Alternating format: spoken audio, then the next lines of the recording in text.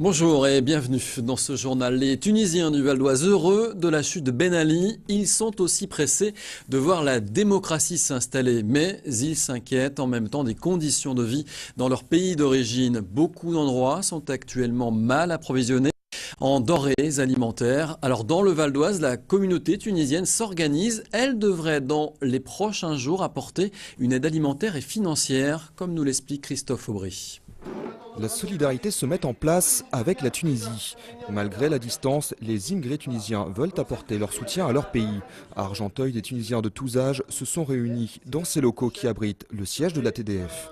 Le débat ce soir-là concerne les actions à mener côté français pour prolonger ce que tous appellent leur révolution de jasmin. Plus de farine, plus de pain. J'ai vu, moi, les images des films des années 40 avec des queues incroyables pour aller chercher du pain. Ici, le départ de l'ancien président Ben Ali suscite espoir et inquiétude. À cause des pillages rapportés par les médias, la distance géographique a accentué la crainte vis-à-vis des proches restés en Tunisie. François Demey revient tout juste du pays. Sur place, il a pu constater un important ralentissement de l'économie. Résultat, des villages entiers manquent de tout. Mon expérience, c'est donc à Nabeul qui est quand même le gouvernorat. Donc évidemment, chaque gouvernorat est quand même alimenté. Et il semblerait, et je pense que c'est la réalité, que la distribution dans les campagnes et dans des villes moyennes ne soit pas du tout de la même qualité et que beaucoup sont en attente de nourriture première. L'association vient de lancer un appel aux dons. Elle compte sur la mobilisation de sa communauté dans tout le pays, qui compte près de 600 000 personnes. Dès la semaine prochaine, ses membres achemineront des denrées alimentaires ainsi que des médicaments dans les zones les plus reculées. On nous alerte, on nous appelle en urgence, on nous dit au secours, on manque de tout, on n'a plus rien. La marchandise, elle existe dans les entreprises, mais le problème c'est qu'il n'y a plus la logistique pour assurer son acheminement. Il y a une situation de peur qui s'est installée. Les gens, ils ont peur de cette instabilité. Une grande soirée de soutien aura lieu le 11 mars prochain à Argenteuil. 1300 personnes sont attendues. Et sans transition, après 2 ans de travaux, le centre aquatique intercommunal de Sarcelles a rouvert ses portes. Fabien Maïdigou est allé à la découverte de ce nouveau complexe avant son inauguration officielle. C'est ce samedi matin.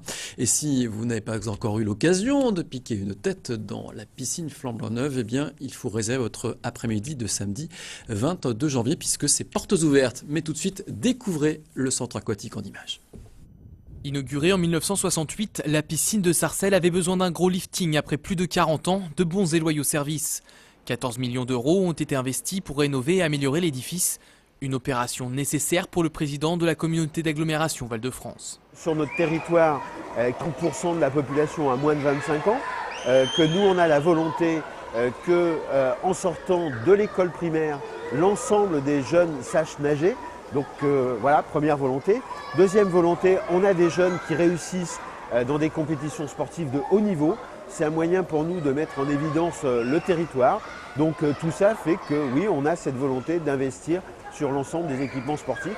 Si les 3 bassins existants n'ont pas bougé, tous ont été remis à neuf. La piscine olympique de 50 mètres, la seule du Val d'Oise, dispose désormais de plots de départ identiques à ceux des JO de Pékin. Mais la principale nouveauté réside surtout dans cette paroi mobile qui sépare le bassin en deux.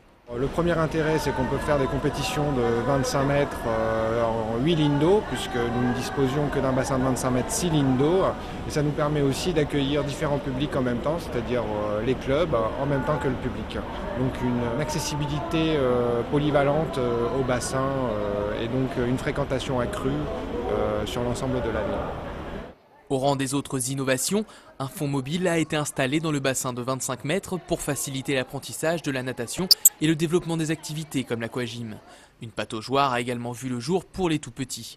Enfin, une salle de cardio-training et 2 saunas seront bientôt accessibles. Des améliorations appréciées du public malgré l'augmentation du ticket d'entrée. C'est génial, une 50 mètres propre et où il n'y a pas trop de monde à cette heure-là. C'est rare, c'est pour ça que je viens si loin en fait. Moi je viens de Paris. La pataugeoire, je trouve que c'est très bien. Parce qu'avant, il y en avait une, mais extérieure, qui a été enlevée. Et je trouve que pour les petits-enfants, moi j'ai des petits-enfants, je vais venir avec ma petite fille maintenant ici. Il n'y a pas de problème. La luminosité, il n'y a plus de courant d'air, l'accessibilité en termes d'horaires, ça c'est génial. Les horaires en continu. Désormais ouvert de 6h à 23h, ce nouveau centre nautique ne profite pas qu'à la population. Autre gagnant, le club de Sarcelles espère bien profiter de cet équipement haut de gamme pour prospérer dans l'élite. Voilà, et le centre aquatique ouvrira donc ses portes ce samedi gratuitement. L'après-midi, baptême de plongée sous-marine, course à handicap et autres relais notamment prévus au programme. En bref, les élections cantonales, les candidats de l'UVO qui rassemblent UMP et non-inscrits étaient réunis jeudi pour une réunion stratégique. Le président du groupe UVO était l'invité ce jeudi du rendez-vous politique de VOTV cantonal 2011. Arnaud Bazin expliquait qu'après la victoire de la droite lors de l'élection cantonale partielle d'Argenteuil-Est, le département aurait dû être géré par la droite si un membre de l'UVO ne s'était pas rapproché de la gauche. On écoute Arnaud Bazin.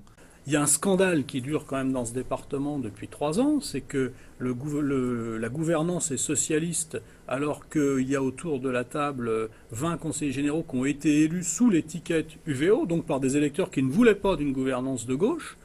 Ce scandale dure depuis 3 ans, c'est pas parce qu'il dure depuis 3 ans qu'il est plus acceptable. Alors j'ai bien conscience que ça ne remue pas forcément les foules, encore qu'il y a beaucoup d'électeurs de gauche qui ont été profondément choqués par ce qui s'est passé dans ce département. J'ai bien conscience que c'est pas là-dessus que se fera l'enjeu, mais en tout cas, vous me demandiez quel était notre état d'esprit. Notre détermination est très grande devant ce scandale permanent. Et vous pouvez retrouver l'interview d'Arnaud Bazin dans son intégralité sur le site vonews.fr. Cantonal, toujours avec le lancement de la campagne de Jean-Pierre Becquet, le candidat socialiste sur le canton de la vallée du Sauceron. C'était samedi dernier dans les rues d'Henry, un tractage pour une nouvelle campagne électorale pour le maire d'Auvers, sur qui les socialistes comptent pour enlever ce canton historiquement à droite.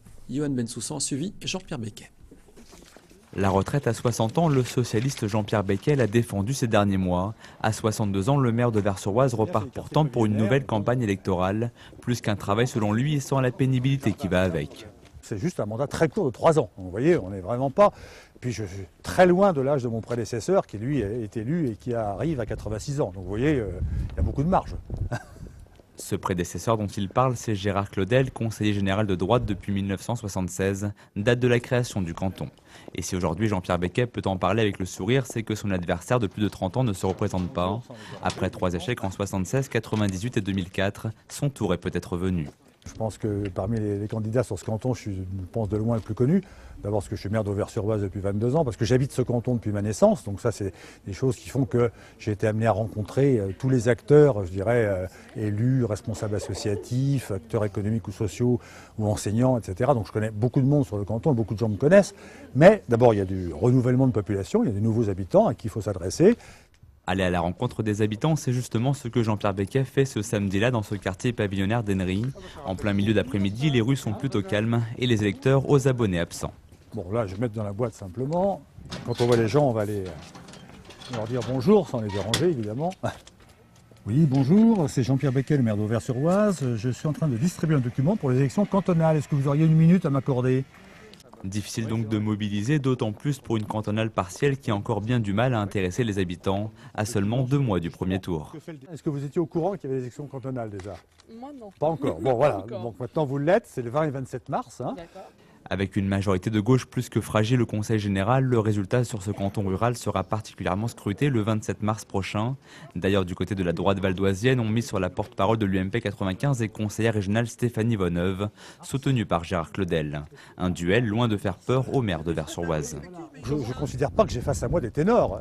J'ai une candidate qui n'est pas du canton, pas implantée. D'ailleurs, une candidate UMP qui a un peu tendance à vouloir cacher son étiquette, ce qui me surprend beaucoup parce qu'il faut l'assumer. Moi, je suis membre du Parti socialiste et je l'assume pleinement. Au cœur de la campagne de Jean-Pierre Becquet, 2 priorités, les transports en commun et la petite enfance, en espérant aussi un petit coup de pouce du contexte national, plutôt favorable à la gauche. Voilà, les élections cantonales, c'est donc 2 dimanches de suite, 20 mars le premier tour, 27 mars le second. Et c'est parti pour la 7e édition du festival périphérique Armélé. La scène nationale de Cergy-Pontoise et du Val d'Oise accueillera la compagnie Théâtro-Cinéma pour une production comme vous n'en avez jamais vu. 500 angles entre théâtre et cinéma. Le spectacle donne naissance à une trame innovante où virtuel et réalisme tournent à la perfection l'histoire haletante d'un Chili confronté à son passé. À voir donc au Théâtre des Louvrais à Pontoise les 25 et 26 janvier prochains à 20h30. Voilà, ce journal est maintenant terminé. Merci de l'avoir suivi. L'info continue bien sûr sur notre site vonews.fr. Excellent week-end à tous.